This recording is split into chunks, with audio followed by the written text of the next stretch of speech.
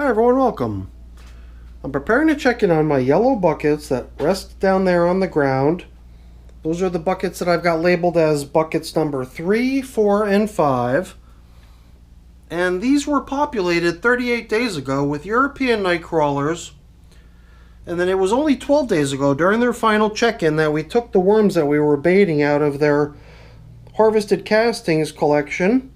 And we added some worms to each of those buckets down there, and we did come up with some final numbers for those buckets, which I'll share with you soon. And today their feeding is going to consist of something I've never tried before, and that's been sitting up here on the bench, well, on the shelf I guess, for some time now. It's something that some astute viewers may have already noticed. A couple containers here a little bit out of place, and these are, if you closely look at what you see here, these are corn cobs. Corn cobs that were placed into water. At this point I've lost track, but I would guess possibly somewhere in the neighborhood of almost 2 weeks now. And my idea was that, you know, since corn cobs are generally a type of food that takes very, very long, I thought maybe the next time I feed corn cobs they'd go into some of my newer systems, such as the yellow buckets with the European nightcrawlers.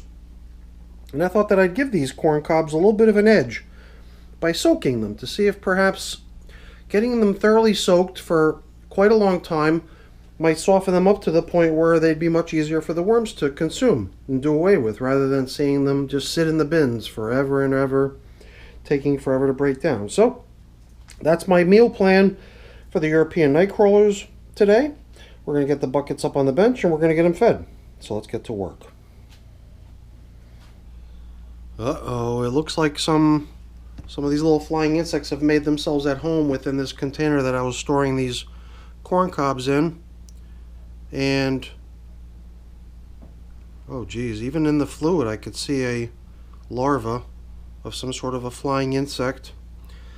You know, I mean, clearly the larva and the pupae and the whatever it is, these little things here are not going to be included in today's feeding. And I suppose even when it comes time to pull these corn cobs out of here, I'm going to do my best simply to avoid pulling out those little flying insects that have made themselves at home and are swimming around in this little corn soup.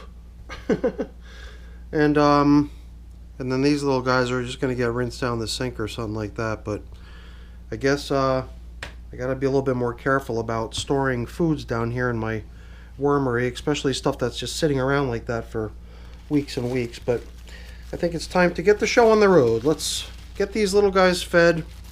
The last time we came in here 12 days ago, it was buckets number 1 and number 2, as I recall, that had worms added to them, and I believe bucket number 3 was the one that was thought to have the greatest number of worms, to which we added no additional worms.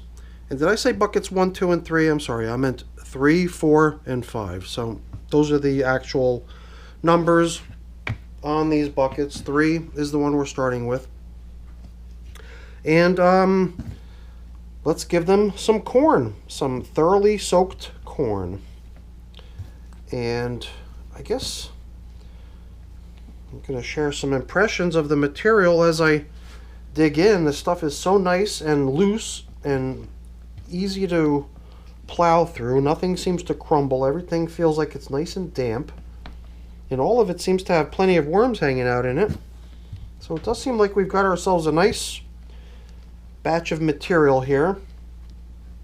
The only thing I didn't come prepared with for this feeding was my prepared bedding. So you know what? I think what we're going to need to do is give me a moment to turn around, grab my collection of prepared bedding that I've got up on the shelf behind me, so that we can lay down a little foundation for this meal in the form of some shredded paper, cardboard, and leaves, and then we can give them their corn.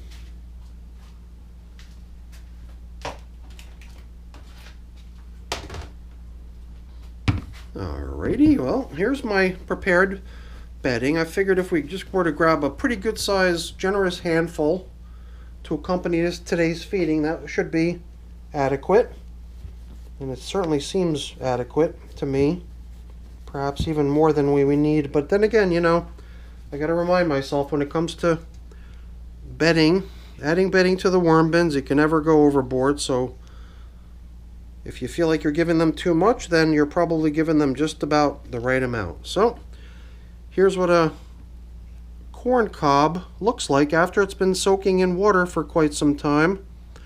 You can see the clean cuts. This is stuff that I brought home from my mom's house, and she had simply shaved off the yummy kernels to make a meal of it, and the cobs were left for me to bring home to the wormies. So on top of the corn cobs, I'm going to sprinkle in a little bit of this pulverized eggshell, and that's pretty much what I was after. Nothing too fancy. I just wanted to give them some of this experimental food, some corn cobs that have been soaking in water now for quite some time. And I guess my plan here was to simply add 2 chunks of corn cob to each bucket, as we just did here in bucket number 3. And that other container that I've got also had soaking corn cobs in it, but soaking corn cobs that have not been soaking for quite as long as the ones that we're feeding here today. So let's move on now, get over to bucket number 4 and give them their fair share of yummy corn cobs. So I guess what I saw in bucket number 3 was sort of what I expected. Nothing out of the ordinary or nothing surprising, which means as we press on now, we're just going to sort of begin kind of rinse and repeat style now, because there's really nothing to discover here as far as exploration or investigating what's going on.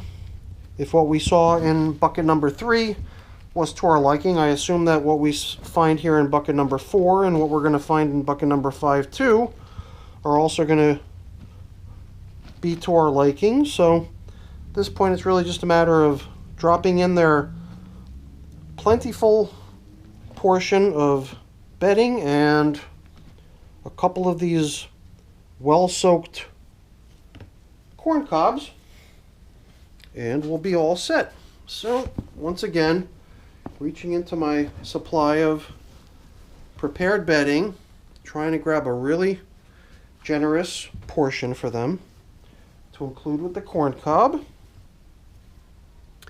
And I guess at this point, you know, here and there I am seeing flying insects in some of my systems, and if we were to just somehow end up with that little larva that I thought I saw swimming around in here, actually I think I see a couple of them.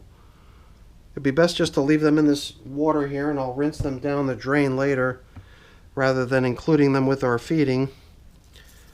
So we'll just see if we can be selective when it comes to pulling these corn cobs out of their little water bath,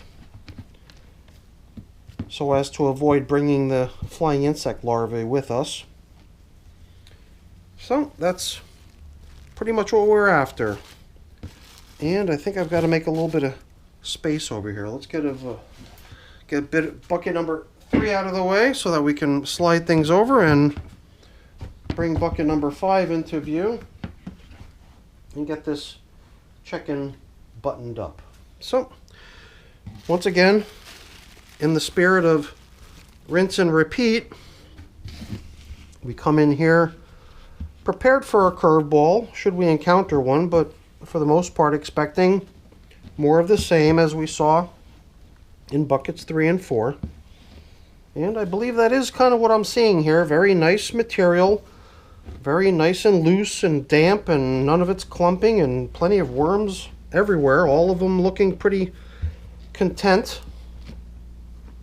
So let's give them some thoroughly soaked corn cobs to feast on. I am very curious, has anyone ever tried prepping food this way by just soaking it for a really long time in the hopes that maybe it would soften the food up in such a way that the worms would be able to eat it a lot more easily than if it had not been prepared that way? If you have, then I'd be curious to hear what kind of results you had. It'd be kind of nice to learn that it was good results so that I could set my sights on some good outcomes here. But I really don't know what to expect. I'm definitely curious to see what happens if we were to give these wormies some corn cob, which has been soaking in water for a couple weeks now, hopefully softening up so much that they can just dive right in and chew the stuff up, and then we would see a considerably faster breakdown of the corn cobs than we would normally see otherwise if we were to just be putting them in without that extra step of prepping them by soaking them thoroughly. So I did actually promise a moment ago, and I didn't want to shortchange you guys on the info that I promised, which is the estimated worm count of these worm buckets. So based on the feedback we got on the last check-in, it does seem like each of these buckets does have an equal number of worms in it, 1,275 worms. So we did succeed in getting triplet buckets here. Triplets just by, you know, the worm count perspective. So but I think otherwise too. Triplets, you know, in terms of how they look, how they feel, how they seem to be coming along. So it is kind of nice to see how well these buckets are doing after 38 days. So that was now feeding number 4 going into these 38-day-old European nightcrawler systems. And that brings us to the end of the video. I've got a few things to take care of getting cleaned up, put away, but I'm not going to waste your time with that. That's boring. Before I go really quick, let me just say thank you. Thank you so much for watching. Hopefully you enjoyed the video. If you did, as always, please don't forget to leave me a quick thumbs up before you go. That's always really appreciated. And if you haven't done so already, please also consider subscribing to the channel. That's very much appreciated as well. All right, everyone, have a great day. Thanks for watching. Bye now.